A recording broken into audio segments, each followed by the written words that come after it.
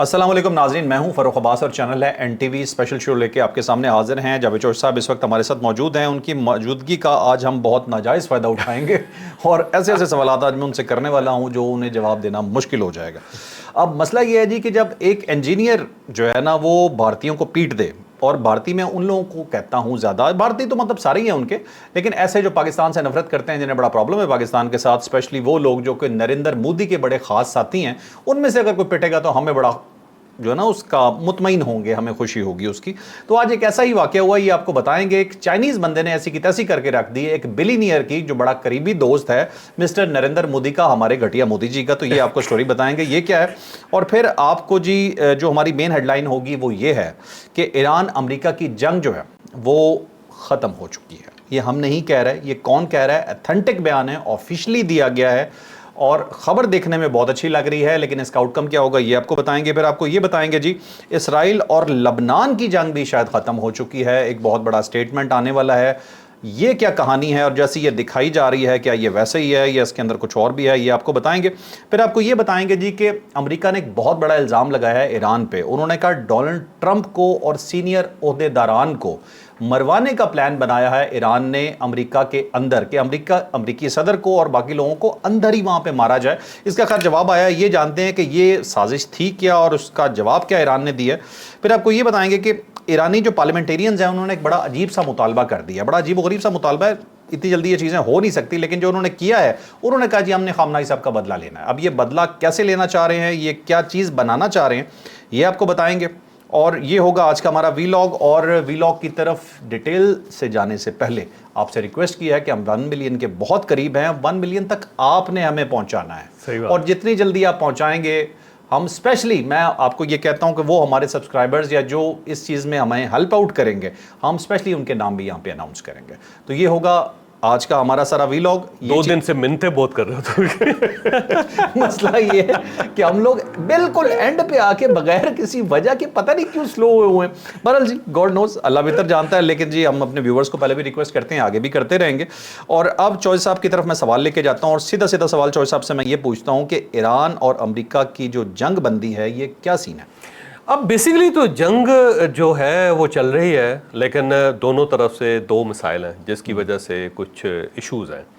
एक तो ईरान जो है वो आपने हुर्मज़ खाली करने पे, उसे छोड़ने पे बिल्कुल रजामंद नहीं है, क्योंकि उसको पता है कि एक ऐसी चीज़ मेरे हाथ में आ गई, मैंने एक बार लूज़ कर दी और ये सांप मेरे हाथ से निकल गया तो फिर ये मुझे डस लेगा, क्योंकि पूरी दुनिया को उसने होल्ड करके रखा हुआ है और अमेरिका को ऐसा शिकंजे में फंसाया है कि अमेरिका को समझ नहीं आ रही कि अब करेगा।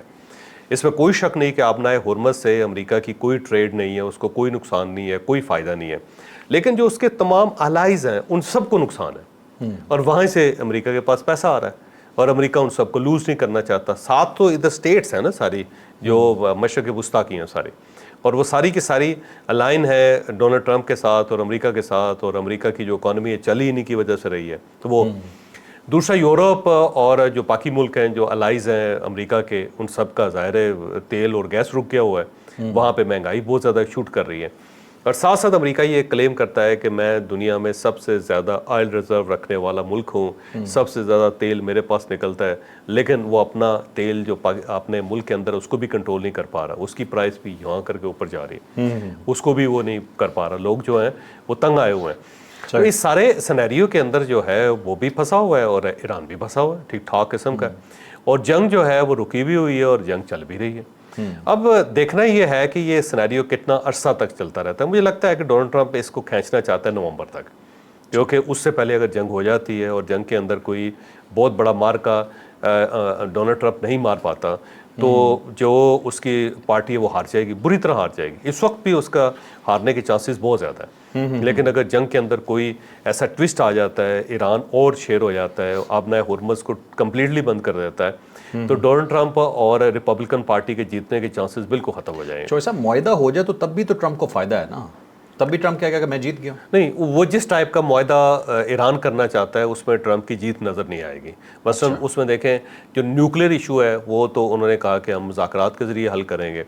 आबना हुर्मुज़ में पहली शर्त ये है कि जी अमेरिका सबसे पहले नाकाबंदी ख़त्म करेगा और उसके बाद आबना हुर्मुज़ थोड़ी थोड़ी खुलेगी, ईरान भी थोड़ा थोड़ा करके खोलेगा।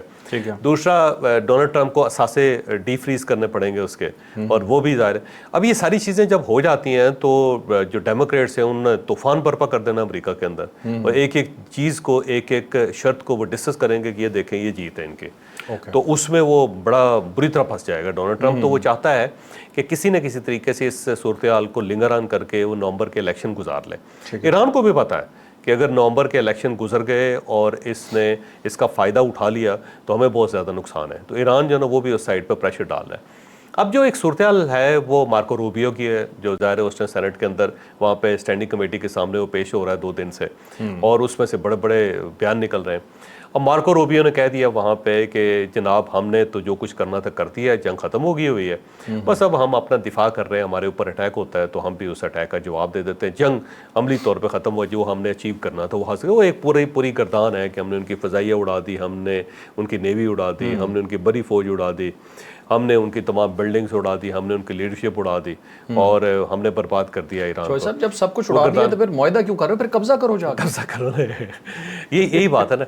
अब वो ये जो स्टेटमेंट है ना मार्को रूबियो की, जिसकी बुनियाद पे हम ये कह रहे हैं कि जी जंग खत्म हो गई हुई है, देखो ये स्टेटमेंट इसलिए दी जा रही है कि वहाँ पे कांग्रेस के अंदर आपने उससे इजाज़त लेनी है पूरी पोजीशन पेश करके कि जनाब हम ये जंग लड़ना चाहते हैं, और कांग्रेस इजाज़त देगी तो फिर जंग हो सकती है, बगैर उसके नहीं हो सकती। प्रेसिडेंट जो है वो 2 महीनों तक जंग को खींच सकता है, 60 दिनों तक जंग को खींच सकता है अपने तौर पे बगैर इजाज़त के, लेकिन उसके बाद फिर उसे कांग्रेस में अपने आप को पेश करना पड़ता है। ठीक है। अब ये डोनाल्ड ट्रंप और उसकी जो इंतजामिया है वो कांग्रेस से बचने की कोशिश कर रही है, इसलिए वो डिक्लेयर कर रही है कि जी हमने जंग खत्म हो गई हुई है, अब सिर्फ वहाँ पे छोटी छोटी कार्रवाइयाँ जारी हैं, इसके अलावा तो वहाँ पे मामला ही कोई नहीं है, ताकि कांग्रेस से बचा जा सके। और वो कार्रवाइयाँ भी बदले की हैं कि हम पे हमला होगा तो डिफेंस में हमला, वो हम डिफेंस में देखेंगे हमारे ऊपर हमला हो गया, हमने जवाब में हमला कर दिया। तो वो इस टाइप की बात करके ना वो कांग्रेस से बचने की कोशिश कर रहे हैं। दूसरी साइड जो डेमोक्रेट्स है वो बड़े चालाक हैं, वो बार बार ये कहते हैं जी जंग की पोजीशन बताएं आप, क्योंकि जब ये जंग की पोजीशन बताएंगे तो वो इनसे पूछेंगे कि आपने किससे इजाजत ली थी है, तो उससे ये अवॉइड कर रहे हैं सारे। ये बड़े तेज लोग हैं,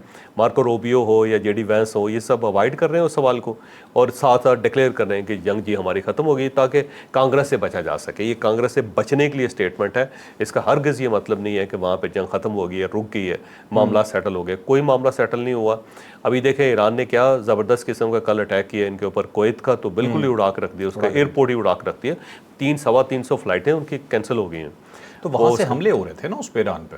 हाँ जाहिर है वो ईरान यही क्लेम करता है, लेकिन जो सेंट काम है वो टोटल खुल के बात नहीं कर रहा, क्योंकि वो बात करेगा तो एक इंप्रेशन आएगा कि ये लड़ रहे हैं आपस में। ठीक है, तो इन्होंने अटैक किया हो। अमेरिका आपको ये मामला क्या लगता है कि सॉल्व नहीं करना चाह रहा, इसलिए जानबूझ के ये हरकतें कर रहे हैं? वो चाहता है कि कंप्लीट सरेंडर हो ईरान की तरफ से, और ईरान जो है वो डटा हुआ है। अब पहले हम ये कहते थे कि ईरान बिला वजह ना की जंग मसलत की उसने और उसे मानना चाहिए, लेकिन अब सूरत थोड़ी सी डिफरेंट नजर आ रही है। अब अमेरिका जो है वो ज्यादती कर रहा है, डोनाल्ड ट्रंप मसलसल ज्यादती कर रहा है। जब आखिरी एक ड्रॉट फाइनल हो गया और डोनाल्ड ट्रंप ने कहा जी ठीक है हम नाकाबंदी खत्म कर रहे हैं और हम इस मुआहदे पे जा रहे हैं, उसके बाद सिचुएशन रूम में गया और वहाँ पे जाके उसने चीज़ें बदल दी। अब वो मजीद प्रेशर डाल रहा है और उससे पीछे हट गया, तो अमेरिका पीछे हट रहा है। अब ईरान नहीं है, ईरान ने अपना जो फाइनल राउंड खेलना था वो खेल चुका है। अब जो कुछ हो रहा है अमेरिका की तरफ से हो रहा है, तो मुझे ये थोड़ी सी लिंगर ऑन होती हुई सूरत नज़र आ रही है। ईरानी ये कहते हैं कि जी जंग तो हो के रहनी है, उनको वो इस चीज़ को अंडरस्टैंड करते हैं। वो कहते हैं कि इस MOU साइन होने से पहले भी हो सकती है, MOU के साइन होने के दरमियान भी हो सकती है, और ये भी हो सकता है कि पूरा मुआहदा हो जाए और जंग बंदी हो जाए और उसके बाद फिर अमेरिका हमारे ऊपर अटैक कर दे इसराइल के साथ मिलकर। वो ये समझते हैं कि एक जंग ऑब्वियस है और हमें उसके लिए तैयार रहना चाहिए।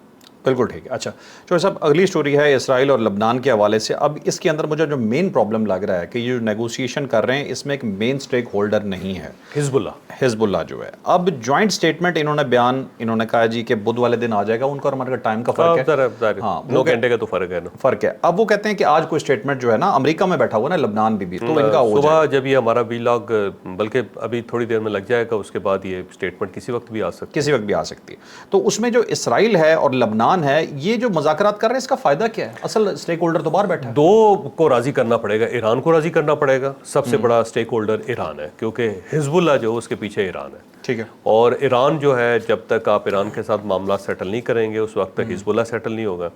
जब तक आप हिजबुल्लाह के साथ मामला सेटल नहीं करेंगे उस वक्त ये जंग नहीं रुकेगी, क्योंकि लेबनानीज गवर्नमेंट जो है वो बड़ी कमज़ोर गवर्नमेंट है।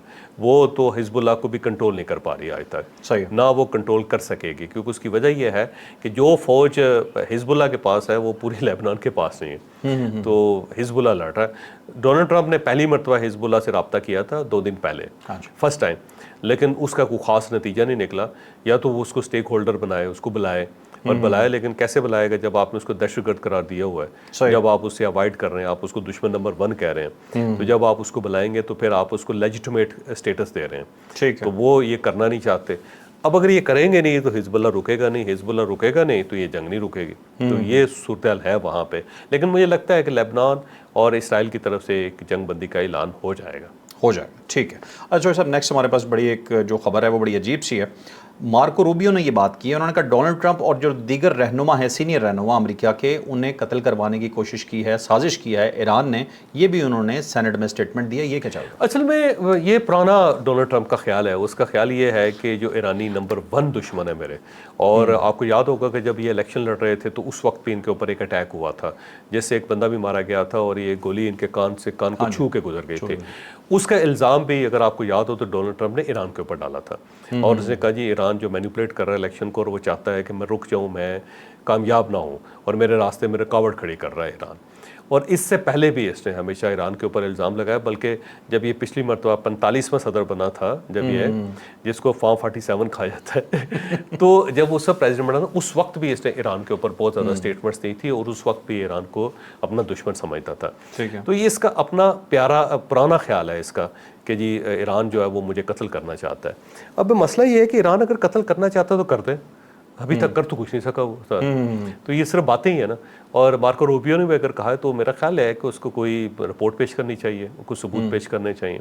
ईरान ने तो रिजेक्ट कर दिया, उसने कहा जी ये सब बकवास है, हम क्यों उसको मारना चाहेंगे, और इतनी दूर बैठ के। और अगर ईरान ऐसा कोई ऑपरेशन कर बैठता है तो फिर अमेरिका की इंटेलिजेंस कहाँ पे है? इतनी बड़ी बड़ी एजेंसियाँ इनकी, और CIA जिसको number 1 agency in the world कहा जाता है, फ़ोन टैप कर लेते हैं, फ़ोन सुन लेते हैं। आपको ये तक पता चल जाता है कि अली खामनाई साहब जो उसकी मीटिंग का टाइम चेंज हो गया है, और आपने जो अटैक शाम के वक्त करना होता है आप सुबह कर देते हैं। तो जब आप इतने एक्सपर्ट हैं तो फिर आपके पास ये सारे सबूत भी होने चाहिए। सबूत कोई नहीं है, ये इल्ज़ाम है और ख्याल भी है। इस्माइल बकई जो इनके वजारत खारजा के तर्जुमान हैं, उन्होंने एक तो मुस्तरद कर दिया, और दूसरा क्या है, अमेरिका खामख्वाह मजलूम बनने की कोशिश कर रहा है। मतलब अपने लोगों के सामने वो कहता है हमारे साथ बड़ी ज्यादती हो रही है। जी, या तो सबूत पेश कर देना। मेरा ख्याल है मार्को रूबियो को या अमेरिका को सबूत पेश कर देनी चाहिए। लेकिन ये सिर्फ प्रोपेगेंडा है जो डोनाल्ड ट्रंप की तरफ से किया जा रहा है, और मुसलसल किया जा रहा है। ये आज नहीं, मुझे लगता है कि किसी बाबे ने उसे बताया होगा कि तेरी मौत किसी रानी के हाथ से।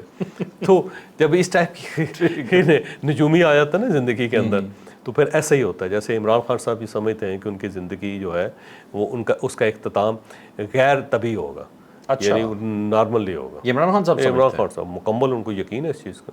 अच्छा, ये उन्हें यकीन क्यों हुआ? मुख्तलिफ बाबों ने बताया उनको। अच्छा। हो वो बहुत ज़्यादा सुपरस्टिशियस है इमरान खान साहब, अनफॉर्चुनेटली। एक साइड पे इतना प्रैक्टिकल, ऑक्सफोर्ड का पढ़ा हुआ क्रिकेटर, और जो सलाहियत के ऊपर यकीन रखता है, एफर्ट के ऊपर यकीन रखता है, मेहनत के ऊपर यकीन रखता है, दूसरी साइड पे बहुत सुपरस्टिशियस। जिस तरह से उन्होंने बुशा बीबी भी यकीन किया, उससे तो नजर भी आता है कि उन्हें लगता है यही चला। बुशा बीबी ने कहा ना कि आपने समंदर के करीब नहीं जाना, तो 6 महीने समंदर के करीब नहीं गए। हाँ जी, किसी जनाजे पे नहीं गए। पहाड़ों से दूर रहना है तो पहाड़ों से दूर लाहौर बैठ के जाके, तो वो जो कहती हैं बुशा बीबी, बस उसी तरह नंगे पाँव मदीना मुनव्वरा जाना है, नंगे पाँव मदीना मुनव्वरा, और जाके पाकपतन जाके वहाँ पे माथा टेकना है। पाकपतन चले गए, माथा टेक दिया। तो वो इमरान खान साहब जो है ना बहुत सुपरस्टिशियस है। अरे चौधरी साहब, ऐसे मुझे लगता है कि हमारे तमाम जितने बड़े लीडर्स बाकी हैं, इनमें भी थोड़े थोड़े ये जरासीम शायद हैं। असल वजह यह है कि जब आपको यकीन ना हो ना अल्लाह ताला की ज़ात के ऊपर और अपनी मेहनत के ऊपर, तो फिर आपको ऐसा ही महसूस होता है कि आपको महसूस होता है आपका दाव लगा हुआ है और एक चांस मिला है आपको, और उस चांस के पीछे ज़ाहिर है अल्लाह के ऊपर आपको यकीन नहीं है और अपनी मेहनत पे यकीन नहीं है, तो फिर वो आप उस चांस को समझते हैं कि ये चांस किसी वक्त जा भी सकता है। तो उसके लिए फिर आप काले बकरे ज़बह करते हैं। जैसे कि आपको पता होगा कि ये जो हमारे सदर हैं असफ अली जरदारी जरदारी साहब, रोज यहाँ पे एक काला बकरा जो ज़िबा होता है, जब वो प्रेसिडेंट थे, आज भी प्रेसिडेंट आज है, आज भी, हाँ आज भी, पिछले दौर में नहीं, अभी भी हो रहा है। अभी भी हो रहा है। रोज एक काला बकरा वहाँ पे ज़िबा होता है। तो इतने काले बकरों की कुर्बानियाँ वहाँ पे जारी और सारी हैं। तो वो बेचारा अगर बकरा जो है उसका रंग काला हो गया है तो उसने क्या जुर्म कर दिया? ऐवान सदर के मुलाजमीन तो सिर्फ मटन खा रहे हैं। फिर वो तकसीम कर दिया जाता है, ज़ाहिर है सदके का बकरा है। पता नहीं मैं इसके ऊपर क्या बात कर सकता हूँ, लेकिन ये है कि वहाँ पे भी है सूरत हाल। उसकी वजह ये है कि जब आपको यकीन नहीं होगा कि ये सब कुछ अल्लाह की देन है और आपकी मेहनत है। ये दो चीज़ें हैं ना जी, अल्लाह ताला की देन होती है, मेहनत सस्टेन करती है उसको। तो जब ये दोनों चीज़ें नहीं होंगी तो आप ये समझेंगे दाव लगा हुआ है, और ये दाव किसी वक्त खिसक सकता है, कोई और आ सकता है, तो फिर आप कमज़ोर हो जाते हैं। नवाज शरीफ साहब भी करते हैं ऐसा कुछ? नहीं, नवाज शरीफ साहब इस तरह नहीं करते, नेकी के काम करते हैं नवाज शरीफ साहब, इसमें कोई शक नहीं। लेकिन ये उनका ना थोड़ा सा यकीन अल्लाह ताला पे ज़्यादा मजबूत है मियाँ साहब का। लेकिन बहुत सारे बाबे उन्होंने भी रखे हुए थे। अच्छा, ये बात दुरुस्त है। थोड़ा थोड़ा जो है ना कुछ सबका है अपना सबका अपना, सारी सबकी मजबूरी है। मोहतरमा बेनज़ीर भुट्टो का बहुत ज़्यादा यकीन था इन चीज़ों के ऊपर। अयूब खान जैसा प्रैक्टिकल आदमी जो था, उसके बड़े बापे थे, उनके भी थे। हाँ जी, बहुत। ये मेरा हाल है कमज़ोरी होती है। और डोनाल्ड ट्रंप जो है ना, वो भी इस मामले में बहुत कमज़ोर आदमी है। कोई बाबा रिकमेंड कर दे डोनाल्ड ट्रंप को। अच्छा चलें जी, अगली स्टोरी जो है सर, ईरान के जो पार्लियामेंटेरियंस हैं उन्होंने बड़ी अनोखी फरमाइश की है। नवेर खान ने ये ज़रा बता दें फरमाइश क्या? नवेर खान ने एक ख़त लिखा है आयतुल्ला मुज्तबा खामनाई साहब को, सुप्रीम लीडर को, और उसके अंदर उन्होंने मुतालबा किया है कि आपके वालिद को जो शहीद किया गया वो पूरे ईरान का नुकसान है और ईरान के साथ ज़्यादती जुल्म हुआ है, हम उसका बदला लेना चाहते हैं। लिहाजा उन्होंने कहा जी जो हमारे मिसाइल हैं उनकी रेंज कम है और हमें अब इसकी रेंज बढ़ानी चाहिए और इसे लेके जाना चाहिए अमेरिका तक, ताकि हम अमेरिका के ऊपर अटैक कर सकें, बदला लेने के लिए। अब ये अरकान ने ख़त तो लिखती है और आयतुल्ला मुज्तबा खामनाई साहब इसकी इजाज़त भी दे सकते हैं और बम और मिसाइल बनाए भी जा सकते हैं। कोई इतनी ज़्यादा टेक्नोलॉजी कोई ऐसे तो नहीं है कि खुफिया टेक्नोलॉजी है। ICBM की बात है ना, बैनुल बर्रे-ए-आज़मी जो है, बैनुल बर्रे-ए-आज़मी, आप उसको कर भी सकते हैं। लेकिन यहाँ पे दो चीज़ें हैं जिसका ज़ाहिर है ईरान ने भी जवाब देना है और दुनिया के दूसरे मुल्कों ने भी जवाब देना है। पहली बात तो ये है कि आप फ़र्ज़ करें कि मिसाइल आप बना लिए आपने, तो कितने के मिसाइल बना लेंगे? क्या आप 1000 मिसाइल बना लेंगे, 2000 बना लेंगे, 10,000 बना लेंगे? आपको बहुत ज़्यादा मिसाइल चाहिए होंगे अमेरिका के ऊपर अटैक करने के लिए। दूसरा, अमेरिका फैला हुआ मुल्क है, ऐसा नहीं है कि छोटा सा मुल्क है आपने उसके ऊपर अटैक किया और बस आपने अपना हदफ हासिल कर लिया। 50 उसकी स्टेट्स हैं और देखें एक कोने से लेकर दूसरे कोने तक, एक साइड से रशिया के साथ वो टच करता है, दूसरी साइड पे आप देख लें कहाँ कहाँ वो जाके, तो एक फैला हुआ मुल्क है, उसके किस इलाके के ऊपर अटैक कर लेंगे आप? दूसरा ये कि कितने एक मिसाइल बना लेंगे? क्या 1 लाख मिसाइल बना लेंगे जो बैनुल बर्रे-ए-आज़मी होंगे, जो इम्पॉसिबल है इस सिनेरियो के अंदर? दूसरा, अमेरिका को डर तो होगा ना, एक भी बन जाए डर तो होगा। ठीक है। दूसरा आपको उसके ऊपर सिर्फ मिसाइल नहीं दागना, उसके ऊपर कुछ और चीज़ लगानी भी है। तो ज़्यादा ये हो सकता है, एटम बम हो सकता है ना जी, वो हो सकता है, सादा मिसाइल भी चल सकता है, सादा मिसाइल भी हो सकता है। दूसरा ये है कि इंटरसेप्टर्स हैं अमेरिका के पास, वो इंटरसेप्ट कर लेगा इसको। और तीसरा ये कि क्या वो आपको इतना मौका देगा कि आप उसके लिए मिसाइल बना लें और उसकी रेंज अमेरिका तक ले जाएं? वेरी डिफ़िकल्ट है ये। वैसे तो बातें की जा सकती हैं, बातें कही जा सकती हैं, लेकिन इसका कोई नतीजा मुझे नहीं लगता निकल सकता है। ये सिर्फ अपनी आवाम को गरमा रहे हैं। हाँ, आज तक रशिया ये नहीं कर सका। रशिया ने बनाए, इसमें कोई शक नहीं, मिसाइल है उसके पास, लेकिन आज तक वो भी अमेरिका के ऊपर अटैक नहीं कर सका। ठीक है। अच्छा साहब, वैसे जो ICBM बनना है ना, उसे इसकी एक टेक्नोलॉजी रॉकेट से बहुत मिलती है, जो रॉकेट बनाए जाते हैं, स्पेस में भेजे जाते हैं। ईरान ये तजुर्बा कर चुका है, तो ICBM की जो बेसिक टेक्नोलॉजी है वो रॉकेट के साथ है, रॉकेट जैसी है, लेकिन ये थोड़ी सी बहुत है ना, कीमती बहुत है। दूसरा ये है कि ऐसी अगेन वही बात है कि आपके पास ज़्यादा होने चाहिए। कितने जो सब कहा यह जाता है कि अगर रॉकेट टेक्नोलॉजी आपके पास है ना, तो कुछ चेंजेस करके आप उसे ICBM में कन्वर्ट कर सकते हैं। तो अगर ईरान के पास ऑलरेडी मौजूद है रॉकेट टेक्नोलॉजी, तो हो सकता है वो ये भी कर ले। कम से कम अमेरिका को कोई डर तो होगा ना कि कोई उसके ऊपर भी अटैक कर सकता है, चाहे एक ही मिसाइल क्यों ना हो। ठीक है, चलें चो साहब, अब नेक्स्ट टॉपिक, मेरा फेवरेट टॉपिक, हमारे घटिया मोदी जी के जो बेस्ट फ्रेंड है, उनका नाम है मुकेश अंबानी। मुकेश अंबानी को गौतम अडानी उनका ज्यादा वैसे उनका दोस्त है। हाँ, वो लग भी रहा है, उसके पैसों से लग रहा है वो ज्यादा दोस्त है, ये थोड़ा कम हो गया। ठीक है, तो मुकेश अंबानी साहब जो है इन्हें हरा दिया है एक चाइनीज़ बंदे ने। और वो चाइनीज़ बंदा चोर साहब एक, जिसे कहते हैं ना, उनके मुकाबले में ना कोई बिजनेसमैन था, ना कोई बहुत बड़ी शख्सियत, ना कोई बिजनेस फैमिली, कुछ भी नहीं। उसके बावजूद उसने इन्हें पछाड़ दिया, ये ज़रा बताइए क्या। अब इस बंदे का नाम जो है ना जिंग यामिंग है, और ये बेसिकली इसकी कंपनी थी बाइट डांस, और बाइट डांस ने कमाल कर दिया। बेसिकली तो ये सॉफ्टवेयर इंजीनियर है जेंग यामिंग, और ये 2005 में इसने इंजीनियरिंग मुकम्मल की थी, यानी कि बहुत 20 साल पहले की बात है। सही। और फिर इसने कंपनी बनाई, कंपनी बना के इसने एक छोटी सी एफर्ट की जो बहुत बड़ी एफर्ट में कन्वर्ट हो गई। और ये जो है ना जिंग यामिंग, इसका मतलब ही ये होता है, बेसिकली मुहावरा है चाइनीज़ ज़ुबान का, कि एक हैरान कुन किस्म की एफर्ट है, एक ऐसी एफर्ट जो दुनिया को हैरान करते हैं। सही। तो इसने बेसिकली टिकटॉक के नाम से एक छोटी सी वेबसाइट बनाई और एक एप्लीकेशन बनाई, और वो जो एप्लीकेशन है उसने फिर थोड़ा थोड़ा थोड़ा थोड़ा करके सबसे पहले चाइनीज़ को ग्रैब किया उसने, क्योंकि चाइनीज़ सबसे बड़ी मार्केट है। चाइना हर मामले में सबसे बड़ी मार्केट सबसे बड़ी है मार्केट। कि देखो चाइनीज़ इतनी बड़ी मार्केट है कि उसने पूरी दुनिया के अंदर चलगोज़ा महंगा कर दिया, क्योंकि चाइनीज़ चलगोज़ा खाते हैं। ये बड़ा पुराना उनका एक रवायत थी कि जो अमीर लोग थे, जो बादशाह थे, शहजादे थे, वो चलगोज़े खाते थे। अब जो ही वहाँ पे मिडिल क्लास डेवलप हुई और हम लोग अमीर हुए, तो उन्होंने चलगोज़ों के ऊपर ये अलकार कर दें, क्योंकि वो एक स्टेटस सिंबल था वहाँ पे। ओके। और यूं ही चलगोज़े उन्होंने खाने शुरू किए तो पूरी दुनिया के चलगोज़े महंगे हो गए सारे, यानी सोने के भाव बिकना शुरू हो गया। पाकिस्तान के अंदर तो चलगोज़ा आपको पता है, बचपन के अंदर अगर आपने देखा हो तो छोटी छोटी रेडियो के ऊपर बिकता था, बंदा खरीदता नहीं था। उसके बाद यहाँ से गायब ही हो गया, आप उसको तलाश ही करते रह गए। आप तो वाकई को बादशाह ही खा सकता है। वो सब चला गया था चाइना। तो इतनी बड़ी मिडिल क्लास और इतना बड़ा मुल्क जो है, वहाँ पे अगर कोई भी चीज़ इस्तेमाल होनी शुरू हो जाए तो वो कहीं से कहीं पहुंच जाती है। तो चाइनीज़ ने सबसे पहले टिकटॉक इस्तेमाल करनी शुरू की, क्योंकि उसने अपनी मार्केट जो डोमेस्टिक मार्केट है उसके अंदर इसको मुतारफ़ करवाया। जब वहाँ पे इसको पैसा पूसा मिलना शुरू हो गया तो फिर इसने ग्लोबली उसको यूज़ करना शुरू किया। अमेरिका के अंदर तो टिकटॉक ने मत मार के रख दी सर। अब देखें ना, डोनाल्ड ट्रंप ने इसको काबू करने के लिए कितनी एफर्ट की है, वहाँ से कानून तक बदलने पड़ गए, इतनी हैवी इन्वेस्टमेंट उसको करनी पड़ गई, और तब जाके वो अब जाके कोई किसी न किसी मामले में सेटल हुआ है।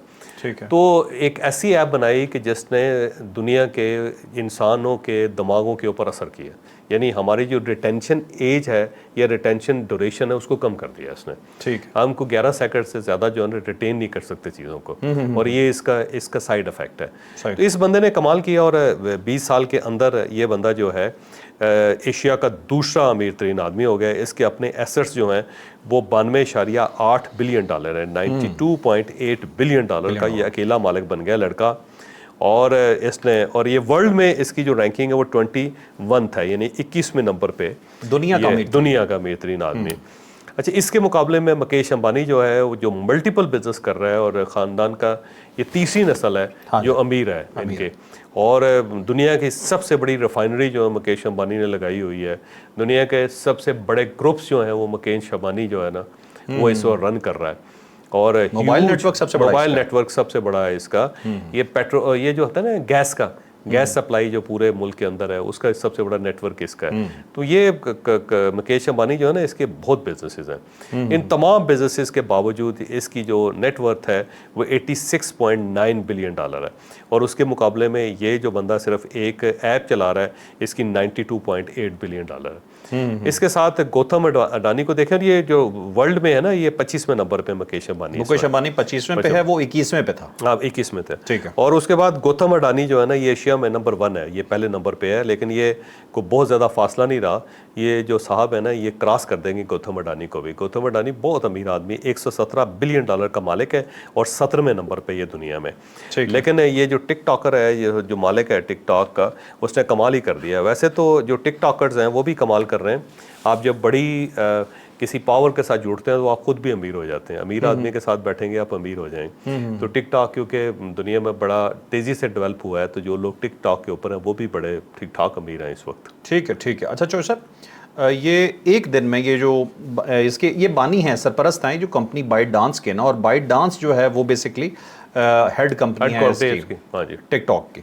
आप ये देखें कि एक दिन में इसने 24.1 बिलियन डॉलर कमाया है। एक दिन में इसके एसेट्स इतने बड़े हैं, ये स्टॉक्स और इसके थ्रू जो है ज़ाहिर स्टॉक एक्सचेंज में लिस्टेड होती है ना ये गाने, और जब ये ऊपर जाती हैं तो फिर बैठे बैठे अमीर हो जाते हैं। बिल्कुल ठीक है चौधरी साहब। तो ये हमारे मोदी जी ने इन्हें ये ऐसा कोई मुकेश अंबानी को मशवरा ने दिया होगा कि आप कोई गोबर की फैक्ट्री लगा लें, ऐसा कुछ कर लें, आप भी अमीर हो जाएंगे? शायद हो सकता है, उससे आगे सोच ही नहीं सकता ना, वो जाता ही यहीं तक है। वैसे तो आपको पता है इंडिया के अंदर जो है जो सबसे बड़ी कंपनी है वो बाबा जो है, वो जो है मसालों वाला नहीं नहीं, मसाला वाला बाबा नहीं, उसने ही तो ये सारा गौ-मूत्र इस्तेमाल करना शुरू किया हुआ सर। अच्छा। उसके ओके, ओके। जो बाबा है उसकी कंपनी के अंदर 2 लाख मुलाजिम हैं।